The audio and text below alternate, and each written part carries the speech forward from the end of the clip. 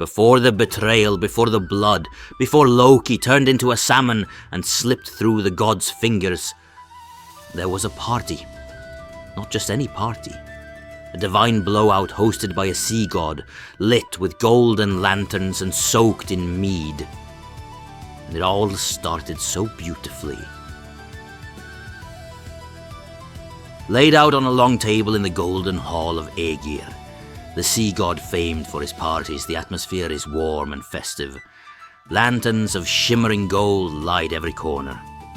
All the Norse gods are gathered for a great feast. Odin, Freyja, Tyr and more. Even Frigg, the heroic Bragi. Sif stands in for the missing Thor, off battling giants. The air is thick with merriment music and the promise of wild tales. Ægir himself is the gracious host. He has brewed a giant kettle of ale, and the hall is lit by enchanted golden lamps that glow like the setting sun. Two trusty servants, Fimafeng and Eldir, move among the gods, pouring drinks and earning constant praise. The assembled gods cheer them enthusiastically, clinking cups and toasting their perfect service. Even Loki sits quietly with his mug, but each round of applause about the servants only makes him simmer with envy. Watching this, Loki's eyes flash with jealousy. The trickster god, always eager for chaos and attention, can't stand being overlooked. Each compliment to Fimafang pierces him like a dagger. Loki clenches his mug with white-knuckled fury. The festive hall around him glitters, but Loki's mood has turned bitter. In an instant, Loki's jealousy boils over. He leaps up from his seat and dashes across the hall. Before anyone can react, Loki snatches a shining dagger from the table and drives it into Fimafeng's back. The room goes dead silent as Fimafeng crumples in Loki's arms. The laughter dies on every god's lips. Pandemonium erupts immediately. The gods slam tables with raised shields and shout in rage. Ægir, wide-eyed with fury, grabs his great axe. Bragi nearly spits out his ale. The assembled gods drive Loki out of the hall with a great cry. Shields clash like thunder. "Out, trickster!" they roar. Loki is dragged through the halls and thrown into the snowy woods outside, blood dripping from the feast. Outside in the cold forest, Loki does not cower. Though banished, he is not humbled. He snarls at the night air, furious at being ousted.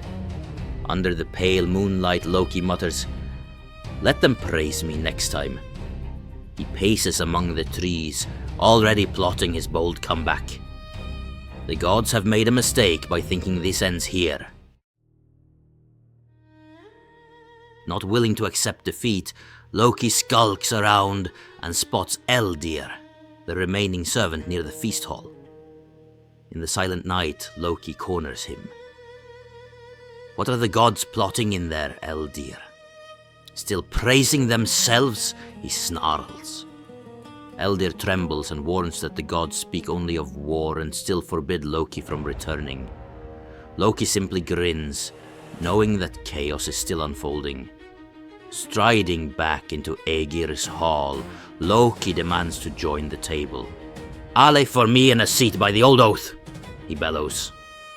The gods freeze. Even Loki's banishment can't override their ancient custom of hospitality.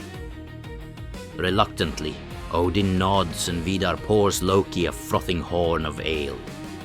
Loki raises it in the air in salute, careful to exclude Bragi, and plants himself at the table amid tense silence. Loki wastes no time. He swirls his ale and eyes Thor first. "Nice of you to join us, Thunder Bear. Fighting a storm or chasing after maidens?" Thor bristles, face crimson. Loki laughs and then grins at Odin. "Odin Allfather, ruling with one eye, huh? Don't worry, two might confuse you on a full tank of ale," he jabs. Odin's single eye narrows in anger, but Loki just winks and forges on. He prowls around the hall, toasting and taunting each god. With a sly smirk, Loki jokes about how many golden apples Frigg has earned. He leans into Freyja and whispers, "I hear you're generous with your love, even with family." The implication hangs in the air, and Freyja's cheeks burn with shame. Finally, he claps the table and bellows to Tyr. "Tyr, mighty warrior, how's one hand treating you? Did you leave any courage behind with Fenrir?" The hall erupts. Every god gasps or shouts in outrage. Loki leans back, taking a victorious sip of ale as the gods sputter and shout around him. The feast has completely unraveled into a savage roast session. Loki stands triumphant among the stunned gods, mug raised as he grins at their dismay. The tension in Ægir's golden hall is unbearable now, crackling like lightning in a stormy sky. Loki relishes every second, daring any god to stop the trickster's show. Suddenly, the great doors of the hall slam open. Thor storms back into the room, Mjolnir crackling with fury.